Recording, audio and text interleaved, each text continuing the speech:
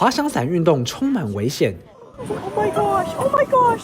一名玩家近期被拍到他在高空失去控制，连人带伞不断旋转，最终掉进茫茫大海中。I noticed the paraglider kind of going in an interesting pattern, and I radioed to my partner, grabbed our rescue board and rescue tube, and paddled out in tandem. 当时一名游客正在附近浮潜，他马上加入救援，协助落海者解开绳索。